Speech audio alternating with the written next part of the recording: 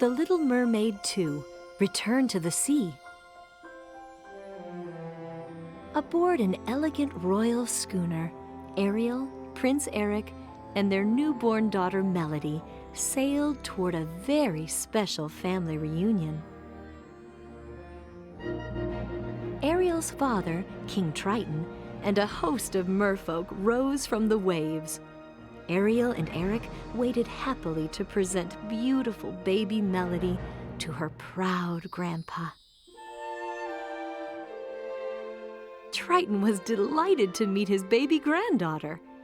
He gave her a beautiful golden locket, which magically revealed her heritage as a part of the mer world.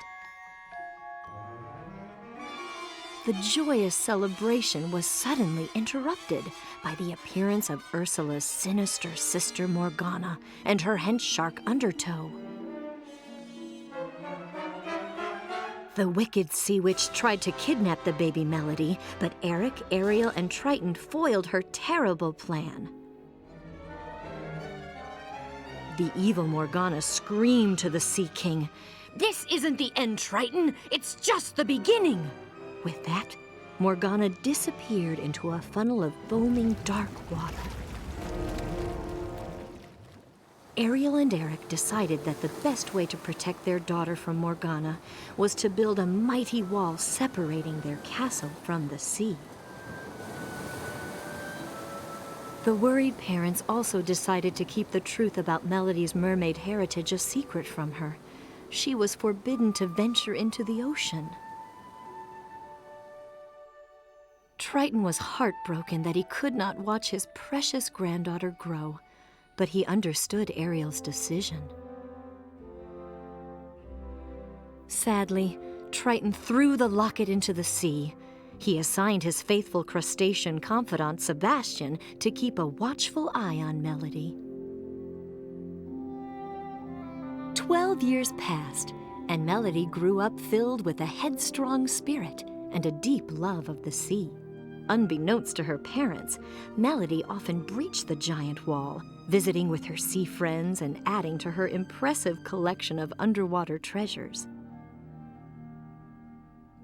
For Melody, something was missing. Much as her mother Ariel once longed for life above the ocean's surface, Melody dreamt of a life beneath the waves. One day, on the bottom of the ocean, Melody discovered a beautiful locket bearing her name. Ariel was too frightened to explain to Melody what the locket meant or where it came from.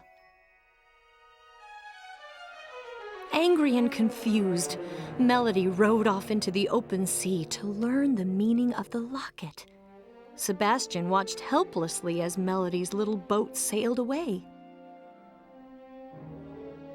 Over the years, hidden in her iceberg fortress, Morgana had been keeping a watchful eye on Melody through a glowing magical orb. As Melody rowed out to sea, Morgana saw that her moment of evil opportunity had finally arrived. The wicked sea witch immediately sent Undertow to lure the defenseless Melody to Morgana's watery lair.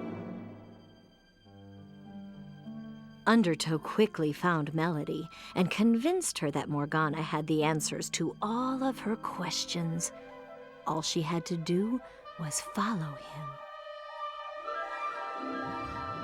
The crafty sea witch welcomed the innocent Melody to her palace.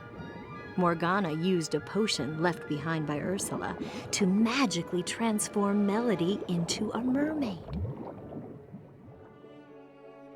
Morgana told Melody that the spell would last only if she returned with King Triton's magic trident.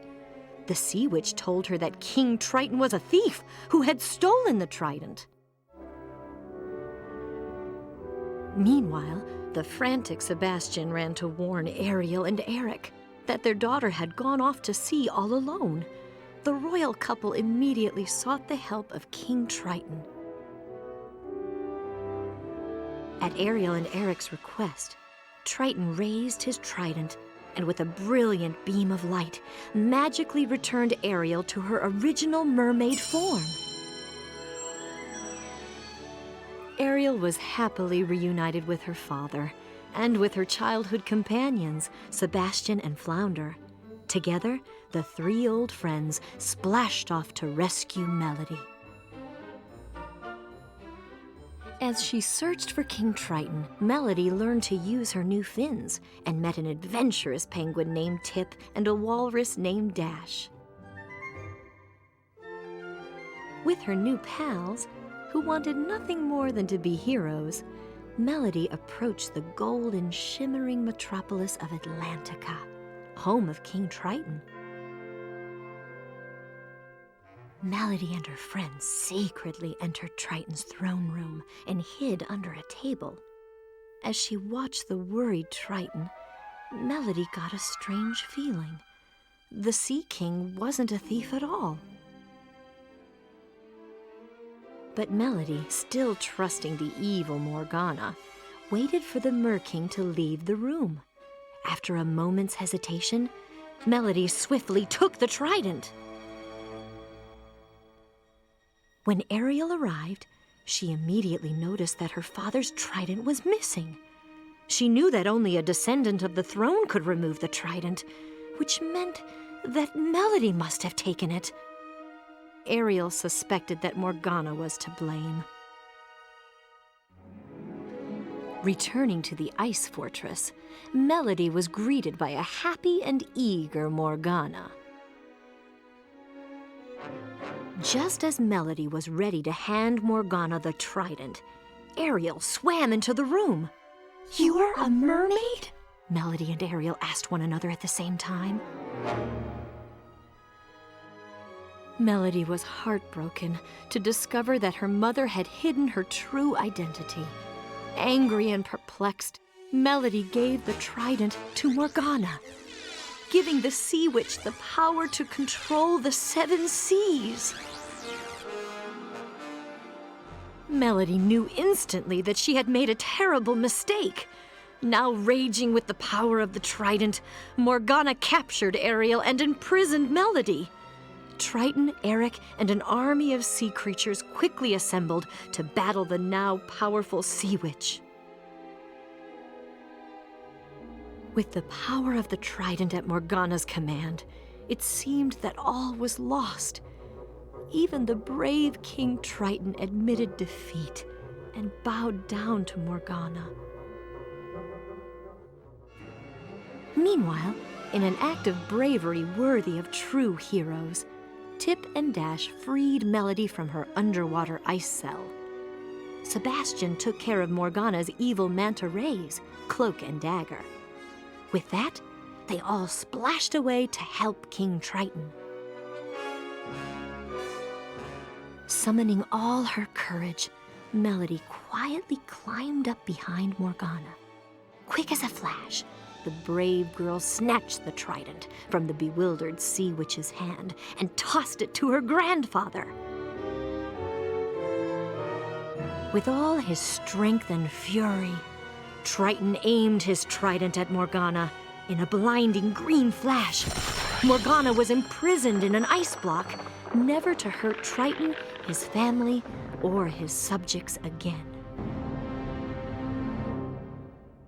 With Morgana defeated, Melody was reunited with her parents and embraced her proud grandfather for the very first time. Back at the castle, the power of the trident dissolved the imposing seawall in a luster of golden light.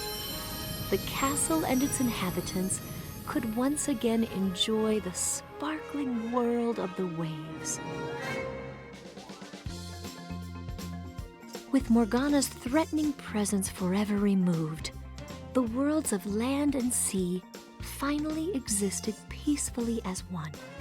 And Melody's entire family, human and merfolk, lived together in harmony.